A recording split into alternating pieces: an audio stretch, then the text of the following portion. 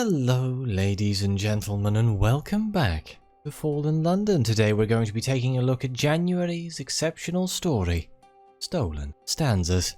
But as always, at the start of a new exceptional story, I will recommend that you play these yourselves. There are spoilers ahead. Become an exceptional friend. Support Failbetter.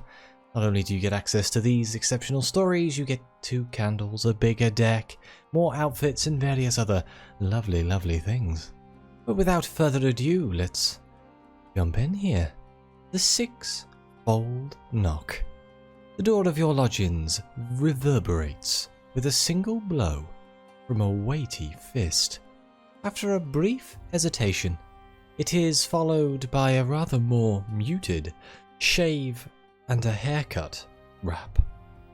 You open it to see a special constable in black. He shifts uncontrollably on your doorstep, so we can ask the purpose of his visit. There is no sign of a master in attendance. What brings a special constable to your door? Oh, I need you to have low suspicion. Wait, I could have lowered my suspicion here. You may have been around some illicit activity in the past, but it was misreported or misattributed, or in a different location entirely, where you were not. Not at the time. Anyway, this will, believe it or not, reduce your suspicion. Let's ask for the purpose of his visit. The tension in his fists betrays some inner turmoil. I bear information from an interested party who follows your contributions to city life. They want you to know that there will be no official presence from the constabulary at a certain warehouse near Peppery Dock for the next few nights. We will be too busy attending other incidents of a suspicious nature at other locations. I trust that's clear. Without waiting for a reply, he turns away and leaves, cracking his knuckles as he goes. Strange. Was he really a special constable? The inelegant footwear, suppressed violence, and slow, chewy dictation seemed correct. Something seems awry indeed. A gentleman stalker. Passing near Blackfinger Street, you pick up a tale. Somebody's following us. A squirrely man in an outmoded suit follows you through the crowds. The route he selects tells you he is not a professional, so we can either confront him. You can't have random strangers follow you around. What are you? A duck? Or we can elude him. Time to disappear like smoke, because you can do that. Let's confront him. You turn into a deserted alley and wait around the corner for your pursuer. As he appears, you seize him by the lapels and slam him against the wall. Ow! His hand flies to the back of his head. Don't kill me! I'm not one of the fork and candle people. I just want to talk to you. You check his pockets. Apart from a leaky fountain pen, which douses your fingers in purple ink, he is unarmed. You release him. What does this man want? Your erstwhile stalker lowers his voice. I understand you have some experience in liberating items from secure locations. You might have. Why does he ask? Or we can just straight up say yes. Does the Duchess keep cats? I am in fact a master thief, so let's go with that. I'm so glad the rumours are true. You see, I am a publisher, and the entire print run of my latest volume, Julian R. Harvey's Reflections on Ease, have been seized by the employers of Mr. Pages. I don't have to tell you. With the margins we operate on, we cannot lose that much stock and hope to remain afloat. But the book has gained such notoriety from the incident. That kind of publicity drives sales. If you could recover it, you would be well rewarded. He brings out a handkerchief and mops his brow. Thank goodness I found you. I feared I'd end up dealing with some brute in a cellar. So, what's the book about? Reflections? Does that mean it's about... Ah, you're aware of the East, of course.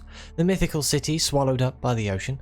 a pious ruler and a wild daughter, inundation, submersion, degradation, the father faced with an unthinkable sacrifice for his own survival. This volume reconsiders the legend. It retells the story in verse, yes, but it goes so much further.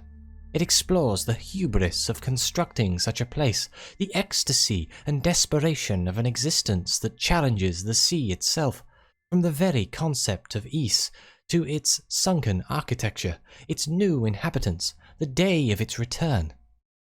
I'm sorry. Yes, it's an epic poem, or several, depending on how you look at it. So why was the book seized? What drew the master's ire? The publisher looks down at the ground. Well, that's the question, isn't it? If I had to guess, I'd say someone got hold of a proof and drew certain parallels between our mythical city and, London. It's out of its element, after all, and human weakness is what causes its downfall. He glances around before continuing. Perhaps even the suggestion of the city's impermanence is a dangerous thought here, in the shadow of the bazaar. So, where is it now? He frowns, a deep furrow across his forehead that persists. It's the strangest thing, he says. I received an anonymous note.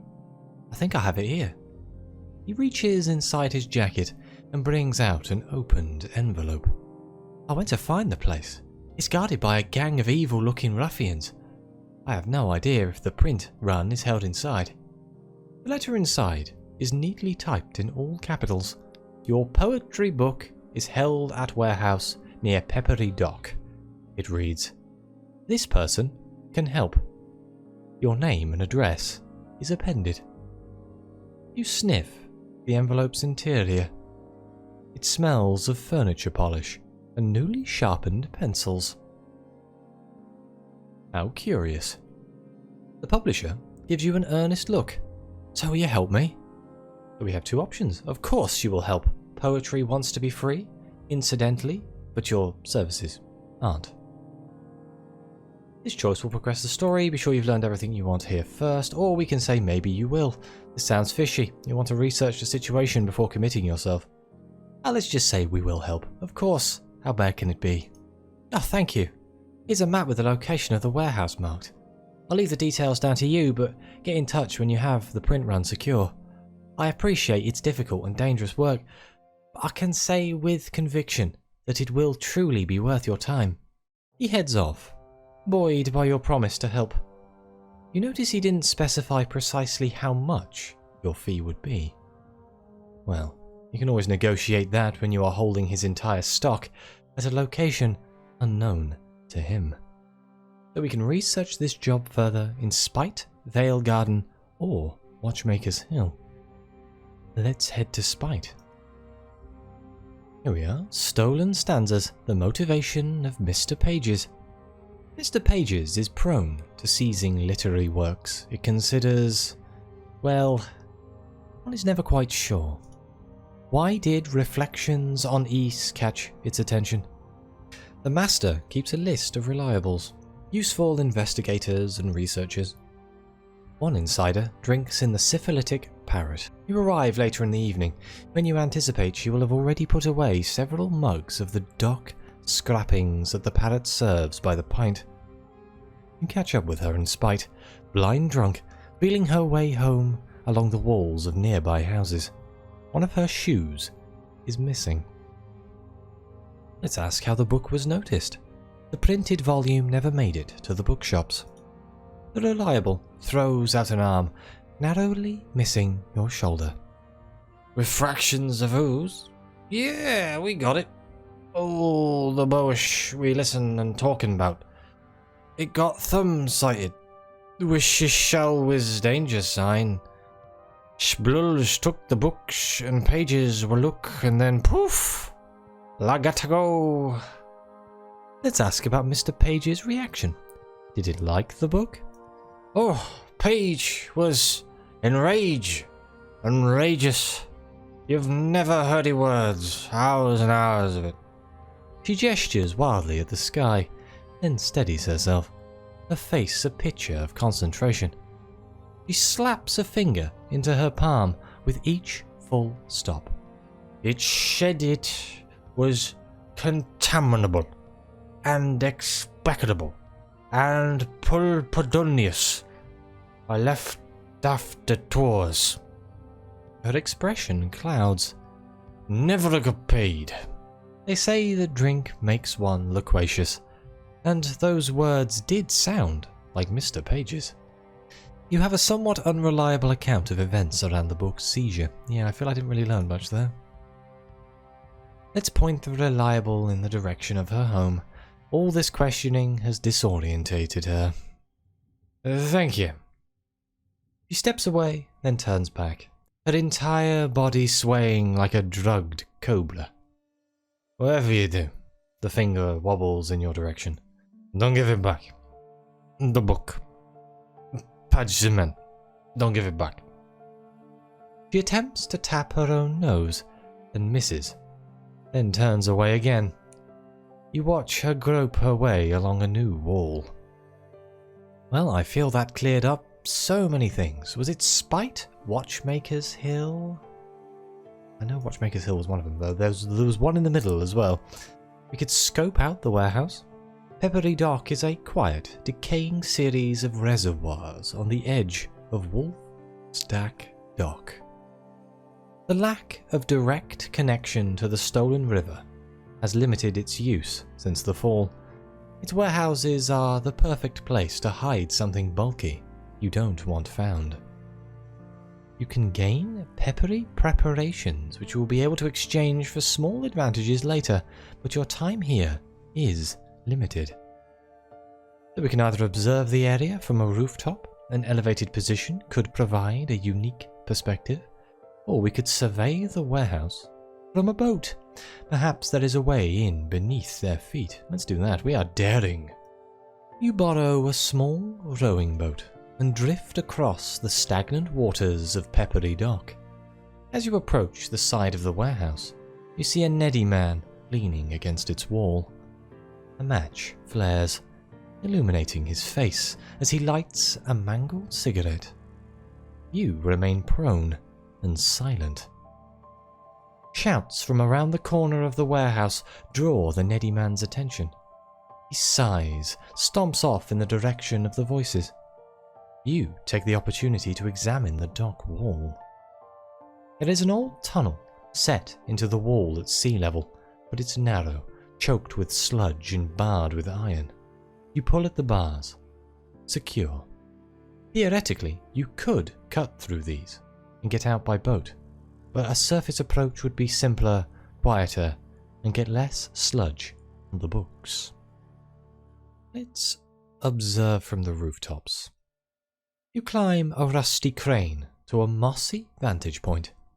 The lip of the roof lets you observe the warehouse without being seen. This close, you can make out that the guards are Neddy men, brutes equipped with cudgels and hobnailed boots.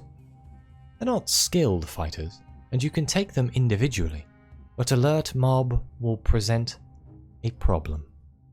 Especially if you are trying to slip out with an entire print run of books. Lying on the cold roof, you watch their patrol patterns and shift changes. They are as predictable as you would expect. That's good. Let's test the caliber of the guards. They don't look like Mr. Page's finest. How will they respond to a security threat? It's going to cost me 20 pennies, and there's only a 50% chance this will succeed, but I am curious. You search nearby rooftops until you find an entrepreneurial urchin willing to attempt penetration of the warehouse perimeter. After an intense negotiation, she agrees to do the job for a fee of 17 pennies. You give her an advance and she slides down a nearby pipe, threading her way through the gloom. Your scout slips through the shadows, quiet when it suits her, and makes it all the way to the warehouse. She peeks in 3 windows before a guard rounds a corner and spots her. "Oi!" he shouts. She sprints off, pulling a second guard as she does. They can't keep up with her. She returns to the roof, breathing hard. "They got 2 piles in there. Nothing valuable, just books. This is useful intelligence. You tip her 3 extra pennies. Make your notes and move on. The Neddy men are getting a little rowdy. Better not linger in the area. This will progress the story. You will have more opportunities to gain peppery preparations later. Neddy men are useful guards, in that they are cheap and enjoy a scrap. In numbers they can be quite effective, but it's not like the masters to leave security entirely in their hands. You recall your earlier encounter with the special constable. Something is being set up here, but it seems far too elaborate to be a trap for you. Where was the final place? I don't remember. Can I find out in the book review? Let's have a look. Vale Garden. Let's just quickly run to Vale Garden, shall we? There we go, a literary salon. The salon is held monthly in an upstairs parlour, whose opulent furnishings bear the stains of previous events. 2/3 of the attendees look you up and down as you enter, addressing your outfit, gait, personal attractiveness, history of publication, likely honey stash, or whether or not you are a literary agent. Well, I'm currently in my lab gear, so I'm guessing I'm having a very interesting first impression. We can wave to all of my writer friends by having a renown with the Bohemian of 10? Well, that seems like the easier option, doesn't it? Why, you practically set up this salon. You require no introductions. Georgina has decided her novel would be better as an opera. Rupert plans to write 26 chapters, each missing 1 letter of the alphabet. He's starting with Z. Digby wants to tell you the entire plot of the short story he's getting round to writing. There has been a slight change to the order of scenes since he last explained it to you. Honora has added a few more murders to her dining thriller. Christabel is on the 19th version of her novella. It still has no extract suitable for public consumption. Mycroft is, once again, adding gratuitous erotic scenes to everything he writes. Your presence guarantees that this will be an evening to remember. Amidst the crowd, you can now identify representatives of all the major Neathly poetry schools. Well, to your right you catch an intense conversation on whether the fair folk descended with London, and what that implies for Neathly fantastic fiction. Well, let's ask a nocturnal about a book. The nocturnals embrace the darkness of the Neath, and create new literary forms and moralities. Can I only do this so many times? A fellow in black, with a daringly high collar, drifts rather close. Yes, he says. I've heard all about that collection. Haven't read it. It's a metaphor, of course. Harvey doesn't waste much time on the legend. The daughter was a witch, or she wasn't. The king threw her from his horse, or he didn't. Who cares? What matters is what happened beneath the sea. I understand there's some supreme savagery in the 3rd section. Meditations on drowny hierarchy. Kelp-swaddled killer infants. Might only be a rumour, but I hear there is a deluxe edition with print that shifts the shape upon the application of salt water. The poems themselves change when submersed. Brilliant. He puffs a thin cigar, without offering you one. Well, let's ask a Bazaarine about the book. Bazaarines are attracted to the mysteries and wealth of the bazaar and the masters. A youth dripping with necklaces and rings tilts their head. Reflections on Ys? Do you have it? Their face falls when you explain. I heard it had been taken. A couple of poems circulated at a previous salon. I didn't immediately see the appeal. I'm embarrassed to say I was rather critical of the style, but when I heard that the entire print run had been taken, well, I was forced into a reprisal. The masters don't seize just any old thing. There will be something at the heart of it, Only a few lines perhaps, something Harvey has seen behind all those doors. Ask yourself, is this case? In this case, is Ys truly Ys? Or could the poetic Ys be the bazaar itself? They linger for a few seconds, with eyebrows raised. Then they slip away. Let's ask a Celestial about the book. The Celestials are still moping about the loss of the surface, sky and stars. A woman with a sickle moon pendant and more layers of velvet than are fashionable answers your question. Ah, reflections on Ys. The concept spoke to me. She puts a hand over her heart. I read Sylvester's version, but it didn't capture the essence of the story. To live on the edge of the ocean, to have the wild waters rush in and take everything, to watch the tides day after day, hoping to one day walk those drowned halls again. He leans in confidently. It's London's story, of course. All that has been lost, and the scraps of hope that remain. I'm not surprised to hear the published version was seized. If only we had access to the manuscript. And finally, the mycologene. Their fascination with mushrooms and armour means mycologenes are best approached in public, unless you truly desire a face full of spores. A puffy-faced beauty smiles at your question. He doesn't get up, but raises a languid finger. You, my lady, are very perspective. It has long been a theory that Harvey is an undeclared mushy. I haven't read the book myself, but I understand there are vivid evocations of the terraces of sea fungus, which nature the vanished city, and several stanzas devoted to, well, he opens his palm and stares at it, several stanzas devoted to rapport with jellies. I understand they're not strictly mushrooms, but yet. These people are pretty crazy, huh? Let's leave the salon. If you stay too long, you might have to help clear up. This will progress the story. These events always provide something to think about, not necessarily to do with literature. And I do believe we now book review?